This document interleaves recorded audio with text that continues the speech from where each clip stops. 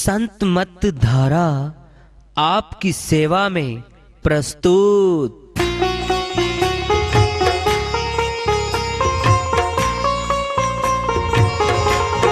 जो चाहता है प्रभु प्यारा वो आओ संत मत धारा। भक्ति भेद बता कर सारा वो कर दे भव के पारा। जो चाहता है प्रभु प्यारा वो आओ संत मत धारा। भक्ति भेद बता कर सारा वो कर दे भव के पारा। जो चाहता है प्रभु प्यारा।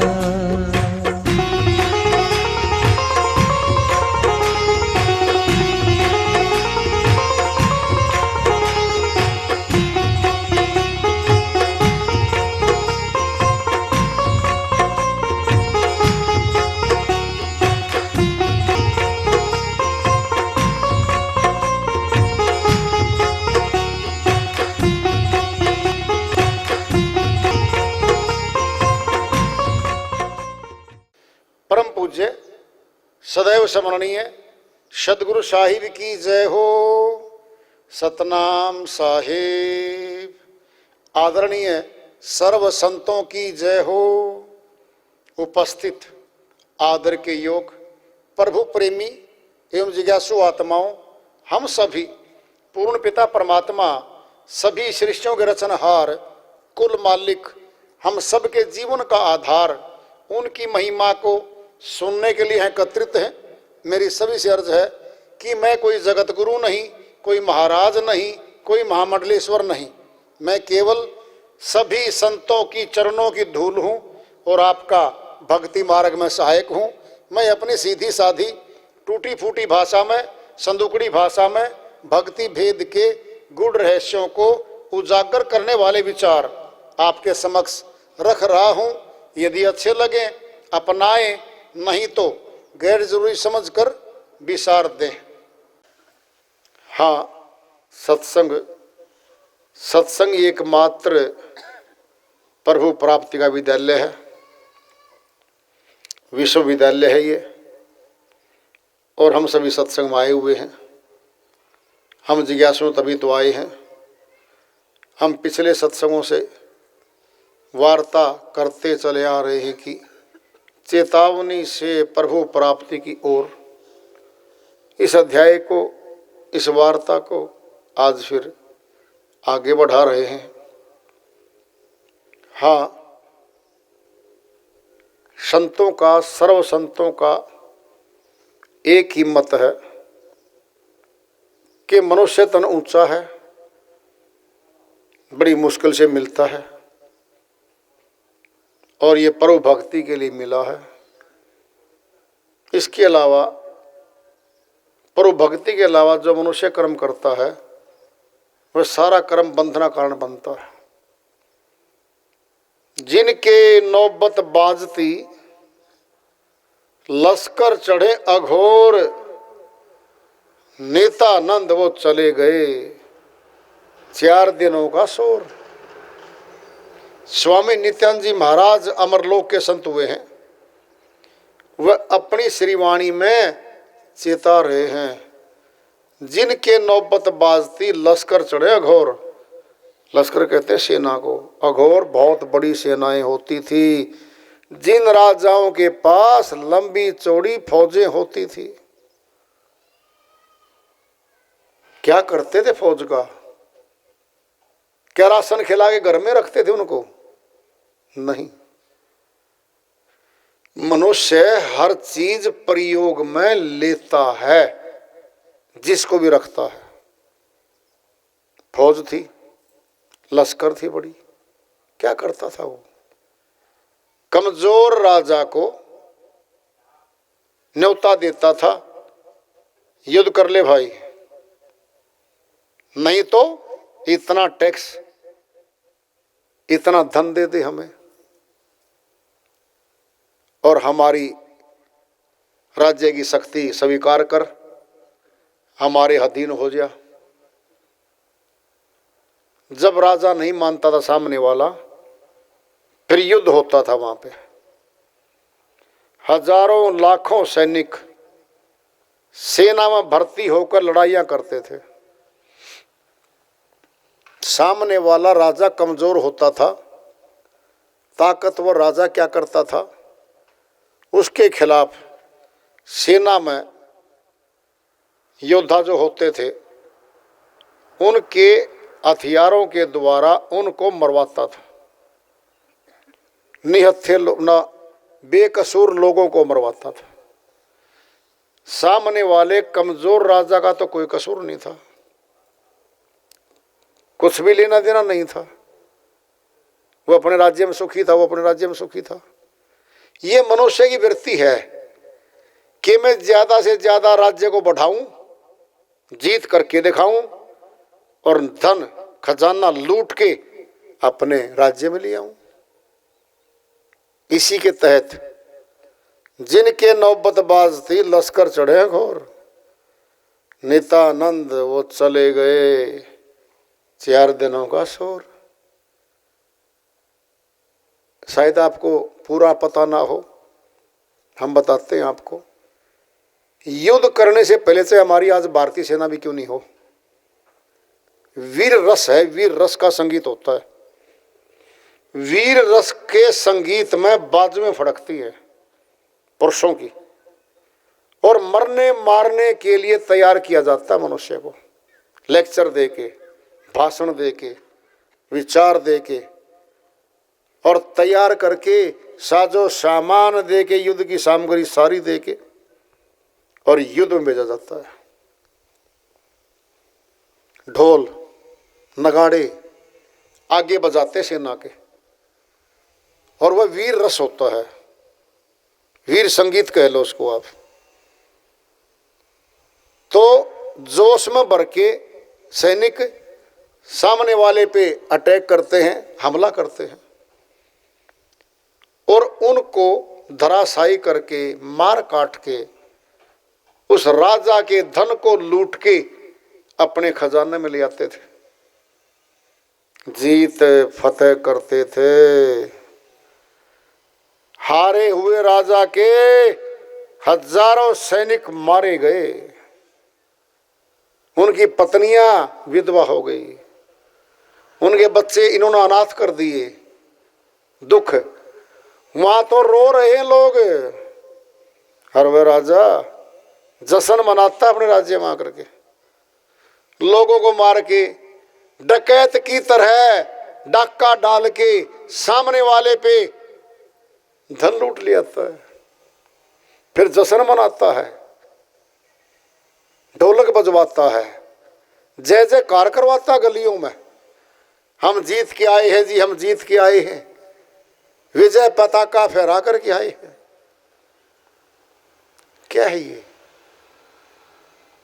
ये मनुष्य का स्वभाव देखो।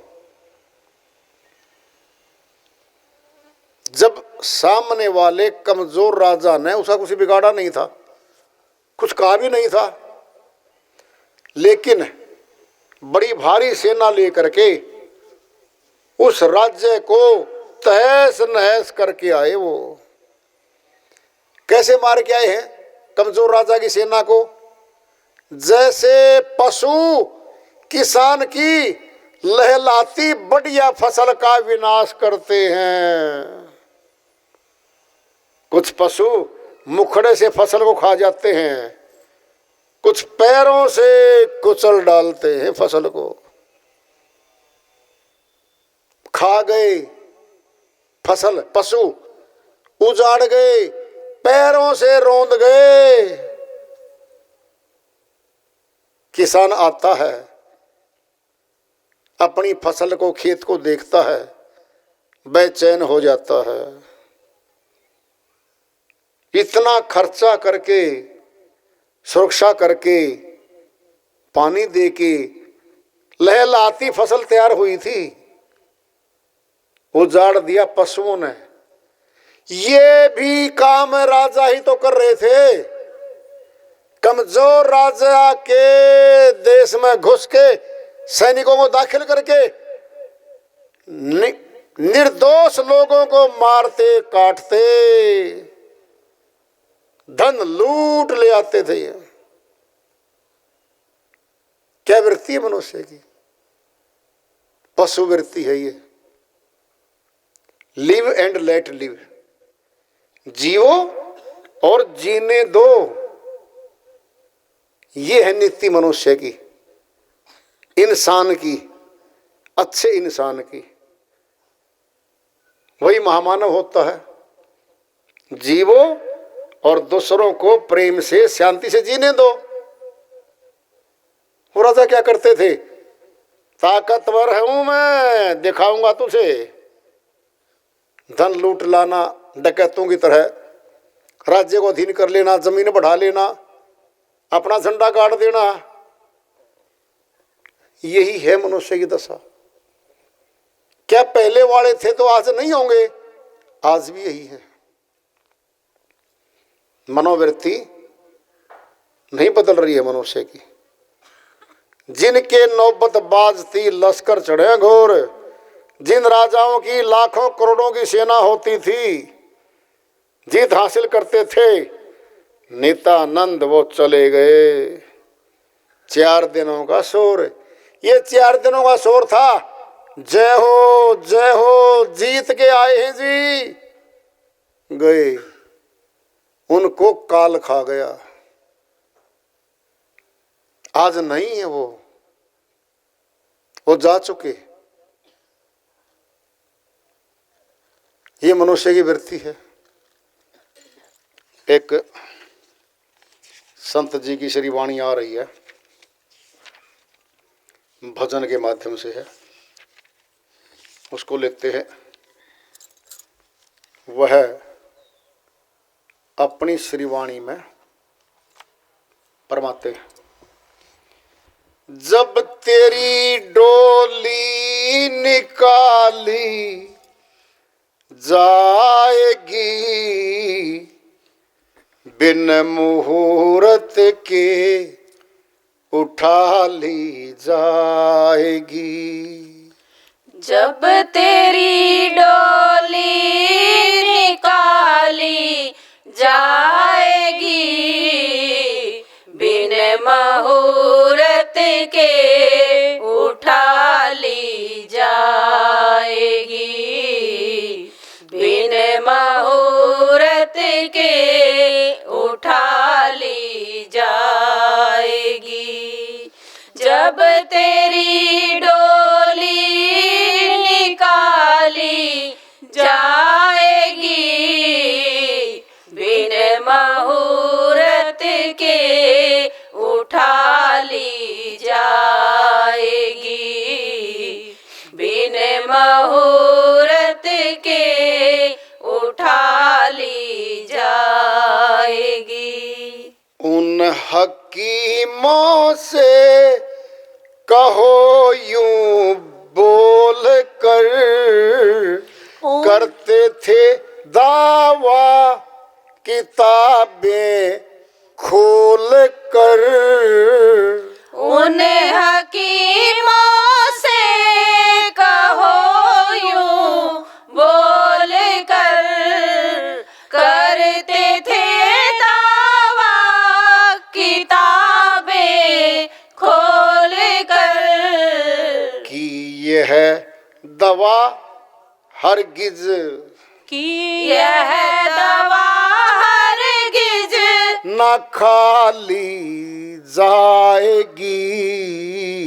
जब तेरी डोली निकाली जाएगी, बिन मुहूर्त के उठा ली जाएगी, बिन मुहूर्त के उठा ली जाएगी।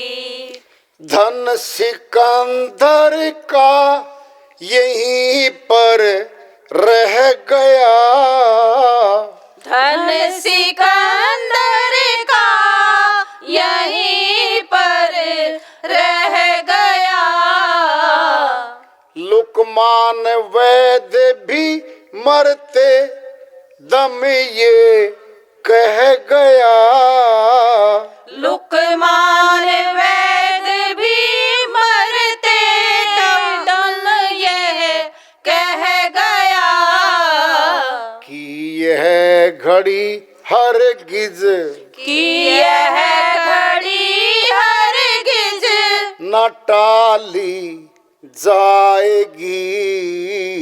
जब तेरी डोली निकाली जाएगी, बिन मुहूर्त के उठा ली जाएगी, बिन मुहूर्त के उठा ली जाएगी। ऐ बुलबुल गुलों पे क्यों हो रही तू निसार, ऐ बुलबुल गुलों पे क्यों हो रही तू निसार, तेरे पीछे खड़ा है माली होशियार, तेरे पीछे खड़ा है माली होशियार, की मार कर गोली मार कर गोली गिरा ली जाएगी। जब तेरी डोली निकाली जाएगी, बिन मुहूर्त के उठा ली जाएगी, बिन मुहूर्त के उठा ली जाएगी। जब परलोक में होगा तेरा हिसाब, कैसे मुकरोगे बता दो ऐ जनाब।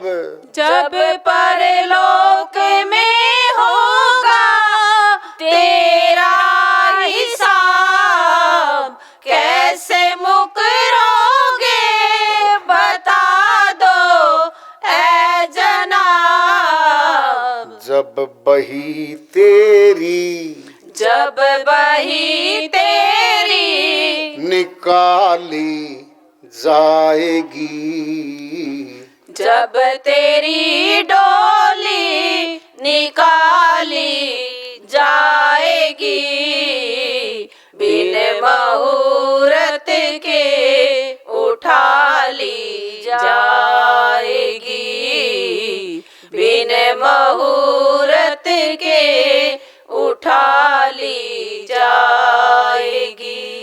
ऐ मुसाफिर क्यों बसरता है यहाँ, किराए का तुझको मिला है ये मकान।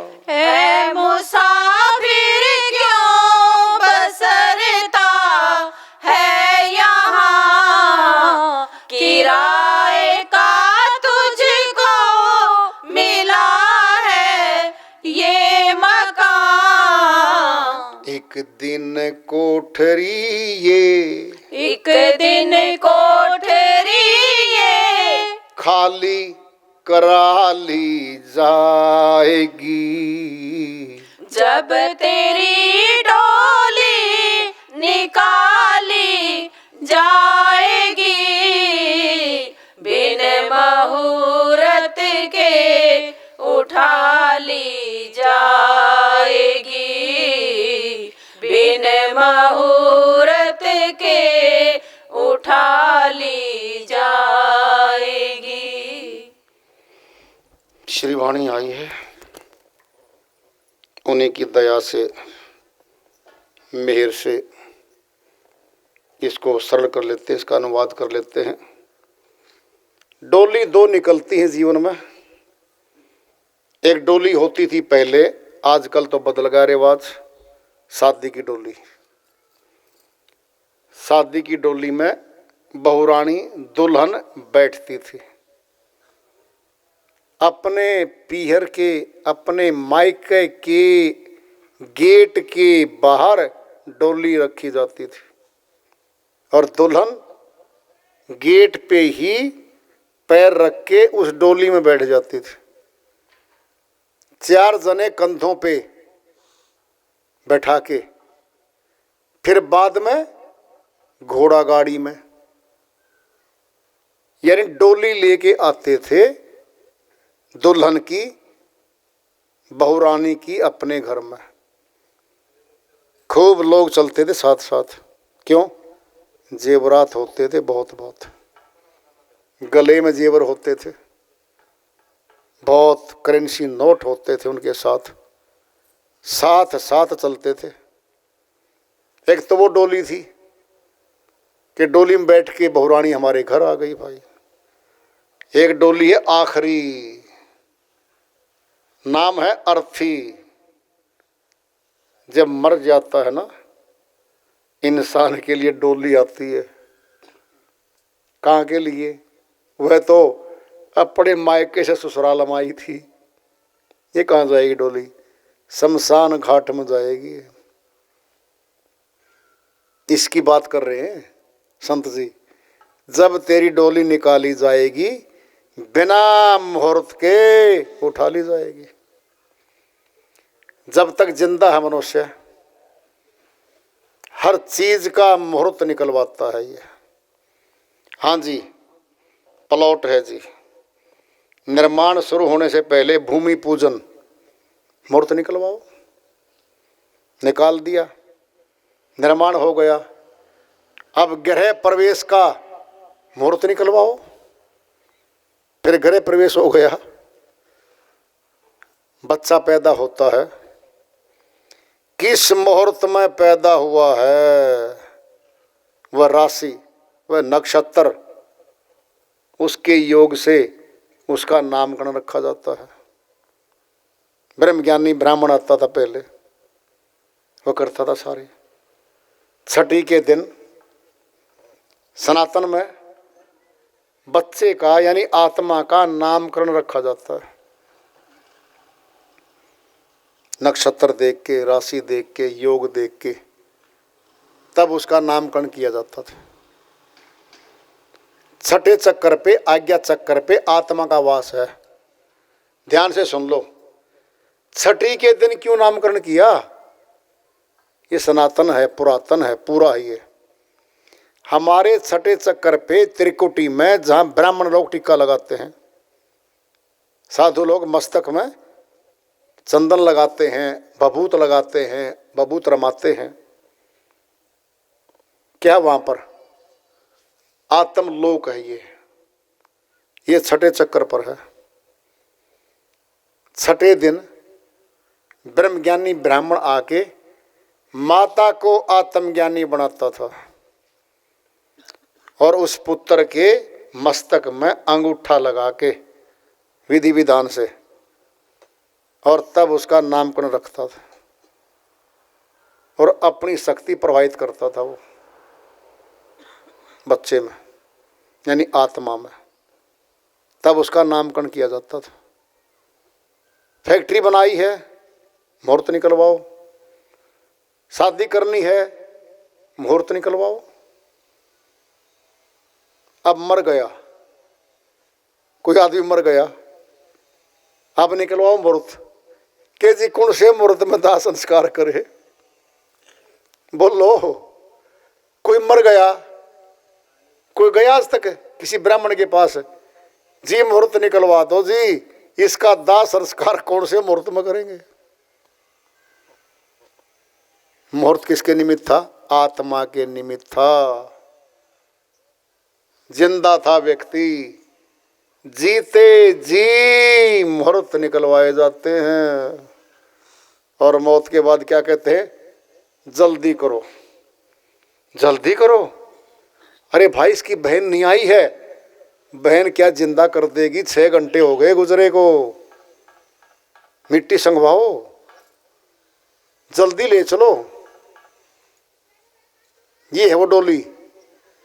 जब तेरी डोली निकाली जाएगी, बिना मुहूर्त के उठा ली जाएगी।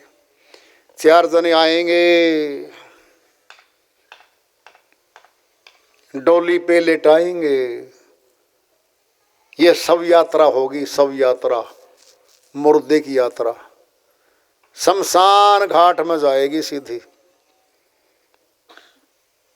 शमशान घाट में चित्र मिलता है शिवजी महाराज का, और यम के दूत दिखाए जाते हैं काले काले रंग के। कई कई चित्र दिखाते हैं वहां पे, और नाम पता क्या होता है? लिखा होता है मुक्ति धाम है, मुक्ति धाम। क्या शरीर की मुक्ति करवानी थी क्या? आत्मा तो 8 घंटे पहले जा चुकी शरीर को छोड़ के, फिर आत्मा तो गई। फिर मुक्ति धाम है, क्या शरीर का है? हाँ शरीर का है। क्या करेंगे इसका? अंत काल हो गया है, अब मिट्टी संगवा दो भाई, 5 तत्वों में मिला दो इसको, शरीर को। बस इतना ही खेल था क्या इस शरीर का?